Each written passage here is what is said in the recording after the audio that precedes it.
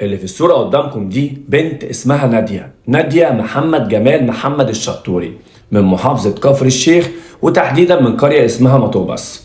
نادية ماتت في ظروف غامضة جدا، لدرجة ان الموتة بتاعتها فيها ألغاز كتير غريبة. لما تسمعوها دلوقتي هتتأكدوا ان الموضوع فيه حاجة غلط، واهلها بيطالبوا بحقها. فايه الحكاية وايه اللي حصل؟ يلا احكيها لك من البداية في أصل الجريمة.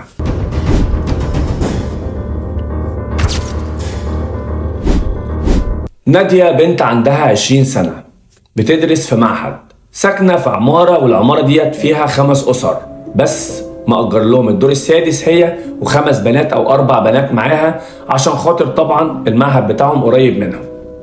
المهم يوم الواقع أو يوم الحادث اللي حصل لها ده، نادية كانت قاعدة وعاملة كوباية شاي أو كوباية عصير، وفي نفس الوقت كمان حاطة أكل، وقاعدة بتذاكر وبتكلم أختها في التليفون الساعة 12 إلا 5